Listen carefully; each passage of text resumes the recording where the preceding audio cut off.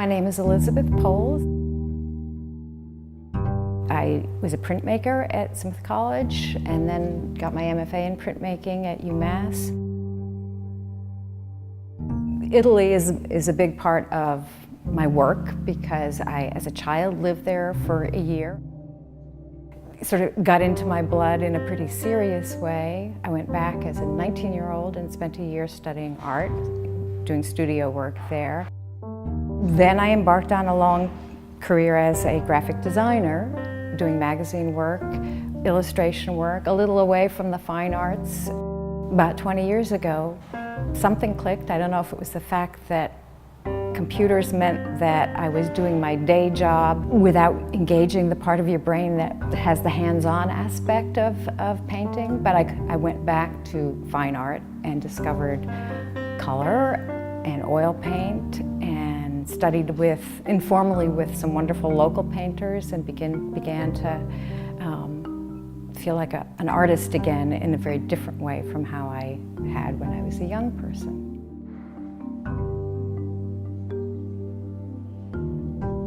Colors become more and more important, and I've become less graphic in my work, although my background as a designer and a printmaker have informed the way I paint. 40 years have gone by. I've had a different kind of life, a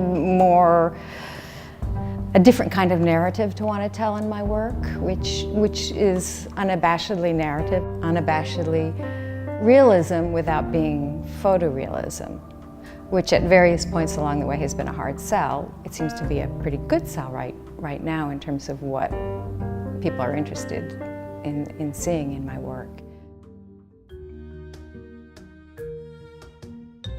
For the first time in my life, there's a kind of opaque political content in that as I was dealing with this slide collection and scanning images that this woman unknown to me had taken in the 30s and the 50s in places that were actually foreign in all ways to me, that I had never heard the word Palmyra when I encountered it first in 2012, I think, when I was scanning these images that looked awfully cool when I held them up to the light, but I had no idea what they were, whether they were in Greece, they were vague temples. So I began to scan them, and you know the way an image being scanned sort of scrolls onto your monitor, this place was appearing before my eyes. It was just stupendous. And because the woman who took these slides documented on each slide mount the day, the actual date, sometimes the time of day, the initials of the people who might be in the slides, the place name. So I could, you know, with the benefit of Google, which didn't exist in 1980 when I first saw the slides, I could say, okay, where's Palmyra? And get up all this information. And so I began to think of ways to incorporate the images and the places in these boxes without simply copying her images, which were wonderful in and of themselves. And I had actually started my first Palmyra piece without the context of what's been going on there in the last couple of years, when suddenly on NPR there was, you know, Palmyra, and oh, you know, the first temple has been destroyed, and it was actually a temple that I was working on.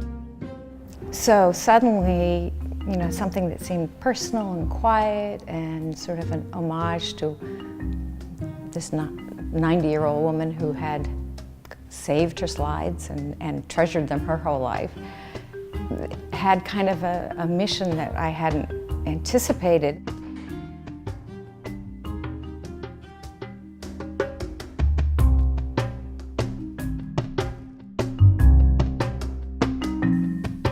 My husband was given the slides in the early 80s when he worked at an institution which had been given the slides by the estate of this woman who had died without heirs, and they saw them as an old woman's personal travel slides and weren't really interested in them. But his friends said, hey, we just put this collection of slides in the dumpster. We can't use them, but they're in really nice cases. You might want the cases. So he went and fished them out of the dumpster and brought them home.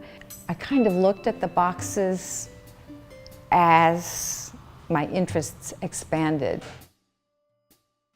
Every place these women went when they were traveling, the monuments are documented.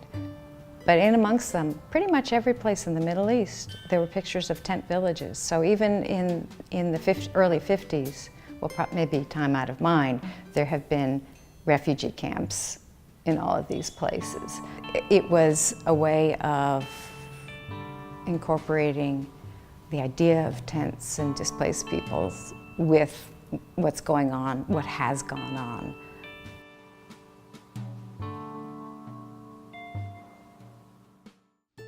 You know, I have something like 15,000 slides on my computer that have numbers. So it felt like a moment in time that needed to be acted on and preserved. And again, it ties into the idea of memory and the huge role it plays in all of our lives.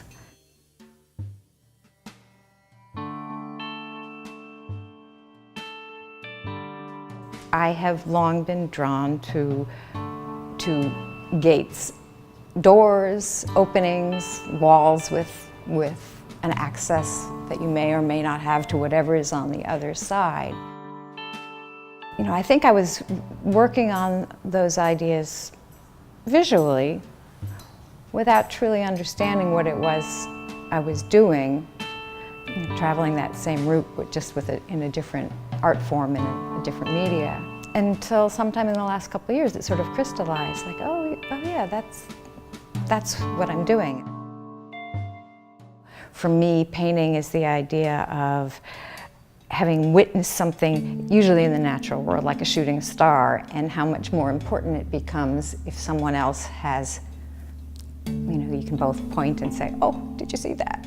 So a lot of what I'm doing is, did you see that?